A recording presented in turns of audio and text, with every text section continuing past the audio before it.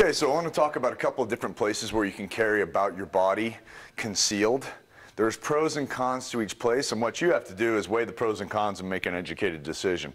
A couple of my favorite places, I've been carrying concealed pretty much every day for the last 20 years, and a couple of places that work really well for me that I'll talk about is my ankle and my pocket. Okay, so a pocket holster is a really useful place to carry. Right now I carry this little 5-shot 38 in my front pocket, and it's really easy to access, it's really easy to find. If you look at my pocket, it kind of looks like maybe I've got my wallet in my front pocket or some gear, but I have a pocket holster in there. The pocket holster does a couple things. For one thing, it covers up the trigger, so when you reach in your pocket, you don't accidentally put your finger on the trigger and blast off around into your thigh. Obviously, that'd be a terrible thing. Secondly, it breaks up the outline of the gun in your pocket, so people don't look at your pocket and see the outline of a gun, and obviously that would be a very bad thing. So basically, if I just grab the handle at all and pull it out, the gun will come out and the holster will stay in the pocket.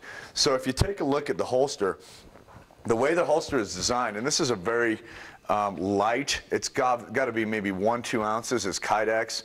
It's got a hook on it. This hook is designed that it'll catch on your clothing. So generally it does one of two things. It either stays in the pocket or sometimes it'll just fall on the floor. Either way, that's not a problem. The gun comes out. If for some weird reason it was to stay on the gun and you would pull it out on the gun, you could just shuck it off. No big deal. You can get another one later, pick it up, whatever. But at least you've got your gun out. It's just an extra second or so in the meantime of you actually getting your gun on target. So that would be a pocket holsters. Those are very effective, very easy to use. One negative to having your weapon in your pocket is that if somebody wraps you up around the waist, whether you're standing up or whether you're on your back on the ground, if you're in some sort of physical altercation, it's going to be hard for you to access anything on your waistband area. So that would be the negative to carrying in a pocket holster. Obviously, another negative is the gun that you're carrying in your pocket holster has to be relatively small, has to be some sort of subcompact. Anything that's even medium size or large, no way it's going to fit in a front pocket. And also, kind of depending on the fabric you're using too, if you're wearing, say, a very light-fitting dress pant, such as with a suit, that material might be so light that it's just going to stick out too much. It's going to be too bulky. But with jeans or khakis, it works perfectly. Another nice way to carry is inside the pants holster. And inside the pants holster actually goes between your body and between your belt line on the inside. So the thing about inside the pants holsters is you have to kind of find that sweet spot on your body where it doesn't bother you. I've found that over the kidney area is perfect. If I have it too far forward, it kind of rubs up against my hip bone. If I have it too far back, it kind of beats up my spine a little bit. Over the kidney area seems to be perfect for me. And basically the gun goes in the holster and then you pull the shirt over the gun. So again, a negative to carrying in this fashion is one, if somebody grabs you around the waist, if you're in some sort of physical altercation, you're going to have a really hard time getting to anything on your waistband area. And a lot of time in physical altercations, it does end up that somebody's got you around the waist, like they're trying to tackle you or hold you or something. Okay. Another negative to this is if you're wearing any kind of tight clothing, they're going to see the outline of a gun butt sticking out of your shirt. So you got to wear relatively loose shirts to pull this off. But it is an effective way to carry concealed. If you were going to draw from this position, the way you would do it is you rip up with one hand and grip the weapon with the other to draw. So let me put my little plastic red gun in there so you can kind of get the idea here.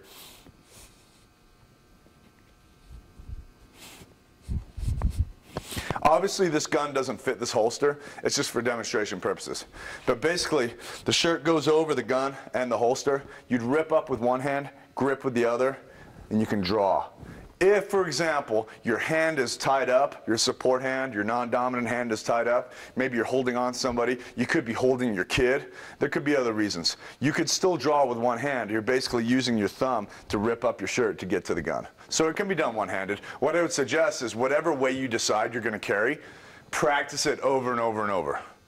And you can do that at home without ever firing a shot. Just practice it, get 10 reps a day until you feel really comfortable with it. And every once in a while, revisit it and get another 10 reps. Just to keep your muscle memory good. Now, two holsters that I've got here, these are both inside the pants holsters. One has a clip, one has a buckle system that actually goes underneath your belt and buckles on. This would obviously be the sturdier model, but something to look at here is one of these holsters is collapsed. There's not a gun in there, it's completely flat. The other one is molded open. I would advise no matter what kind of holster you get for what part on your body, whether it's an ankle holster, pocket holster, shoulder holster, whatever, belt holster, make sure that it is molded open. The problem with holsters that collapse, once you draw them, getting the gun back in them is extremely hard. So typically when you see people trying to holster back into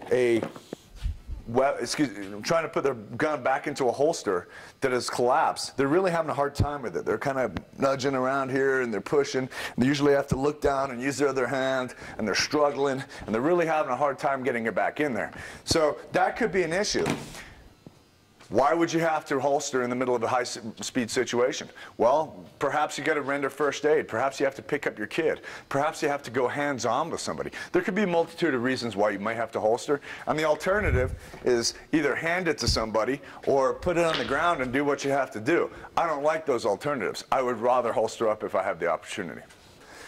The fanny pack. So Blackhawk makes a fanny pack with a built-in holster and mag pouches. I realize it's a fashion disaster, but it does have its uses. So for example, horseback riding, walking trails, hunting, camping. One I really like is jogging. So years ago I had a gal come through my course who had a stalker, and she said, I really hate the fact that I can't go running anymore because I love to jog, because I can't carry my gun and I feel unsafe. And I showed her this, and this worked out really, really well for her. So what she does is she put her gun in there, zips it up, and puts it on and kind of puts it to her back and goes for her run. And she has some level of comfort now knowing that she's armed when she's running. So these are not a bad option. They're a very cheap option too. They run for roughly $40 to $50. Another option for ladies is a purse holster.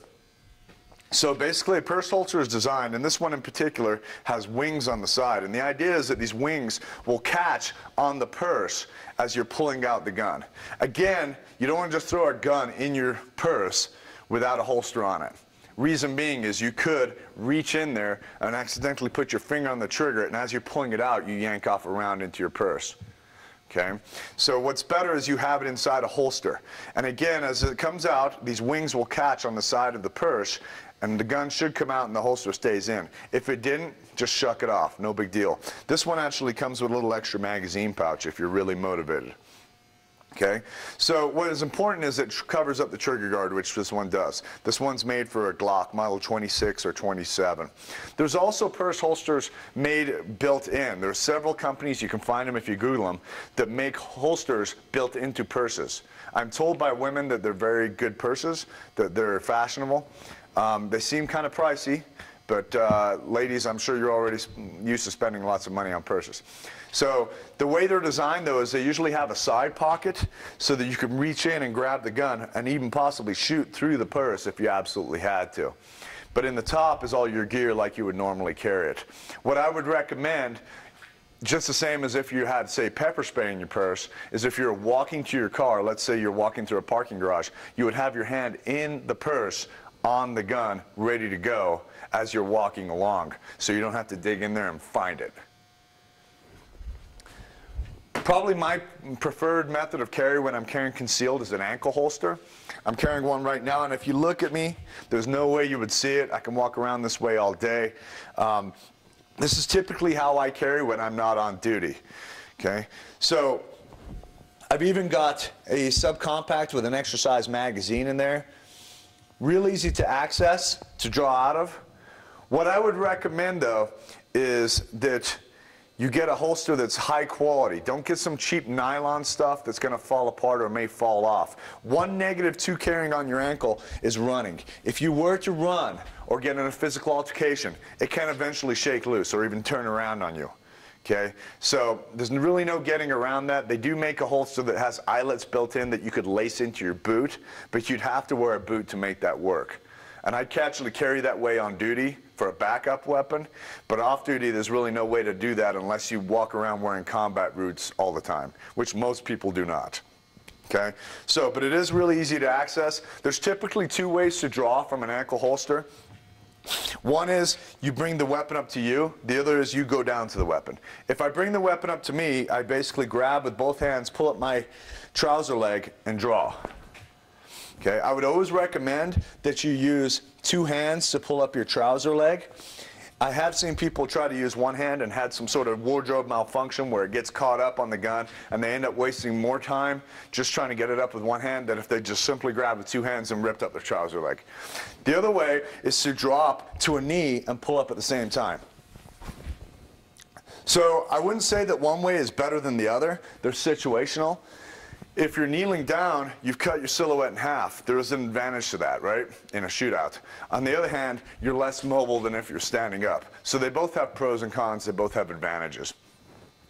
Let's talk about belt holsters for a second. Belt holsters, they do have their place, but they're very hard to conceal. I mean, unless you wear a jacket or a sweatshirt year-round, and even then you've got to walk indoors at some time and take off your jacket. They're very hard to conceal. They're bulky. And again, just like the pocket holster and just like the inside the waistband holster, if somebody grabs you around your waist, you're going to have a really hard time accessing that. So typically belt holsters are only worn for the range or for a police officer or a military person on duty working.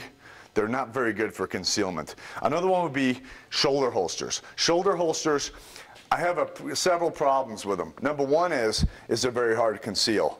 Number two is when people draw out of a shoulder holster, typically they're not very muzzle conscious. Typically they don't bring out the gun like so under stress and avoid parts of their body and people standing next to them. The problem with shoulder holsters is when you draw, for starters, generally people will cover their own arm with the muzzle. We've got a brachial artery in here. If you were to pump off a round, you're going to bleed to death very fast. Also, anybody who's standing to your side is going to get covered by that muzzle. That's why they're an absolute no-go for any range environment. You should be shooting from a belt holster on the range. So if you absolutely insist on drawing from or carrying your weapon in a shoulder holster, what I would recommend is you practice it at home, the drawing. And I would recommend that you practice drawing forwards rather than sideways to avoid covering body parts with the muzzle of your weapon and violating safety rules. I'd like to talk about retention holsters. And retention holsters are holsters that have a retention device, generally a snap or a spring-loaded device that you have to defeat to get the weapon out of the holster. For example, this weapon, this holster is a Safariland ALS, which stands for Advanced Locking System. And basically I have to sweep this little thumb brake for the weapon to come out the holster. If I don't sweep it, it will not come out. Even if I shake it upside down, it's just not going to come out. It's locked in there. But if I sweep it with my thumb as I'm drawing, it'll come out. So I have mixed feelings on retention holsters. If you're carrying out where people can see, if the weapon is out for the world to see, if you're open carry somewhere, or if you're a police officer, for example, and it's on your duty belt, I think you have to have a retention holster. The idea is that somebody would have a hard time getting it away from you. It's not going to stop them, but it will delay them from being able to get the gun out of your holster. If they have enough time, if they, for example, they knock you unconscious and they have all the time in the world, they will eventually figure it out. It may take them 5 minutes, 10 minutes, but eventually they'll get past your retention device. I think even a small child would, which is another reason I have heard people like retention holsters. So if they leave it laying around, it would take longer for the child to figure out how to get the gun out. And you shouldn't kid yourself. Eventually, a kid is going to figure out how to defeat this retention device. So what I would tell you is that your weapon shouldn't be left unattended for any reason at all, ever. They should be locked up or on your body. It's two places they belong. My complaint with these holsters for concealed carry is this, is that if you haven't built the muscle memory to be able to defeat this retention device without thinking, under stress, you will forget. So let me put it into context. If somebody's coming at me with a knife in their hand, screaming, and I haven't had hundreds and hundreds of reps of pulling this out, utilizing my thumb, defeating this, under stress, I think you will forget. You'll be sitting here trying to get the gun out and it's not coming out because you haven't built the muscle memory to be able to do this smoothly without thinking. Okay? Meanwhile, you're getting stabbed to death. So this is the same retention device I have on my police duty weapon holster. I've done it literally tens of thousands of times, so I can do it very easily without thinking about it. If you aren't going to invest the time where you have at least hundreds of reps doing it over and over so it happens very smoothly without you even having to think about it, I would say that retention holster is probably more than you need. So if you're going to carry concealed, as a rule, I would say you do not need a retention device. The holster should fit snug. It shouldn't be falling out. The trigger guard should be covered. Those are the things you want to look for. A hard plastic, a nice quality leather. Get a quality holster.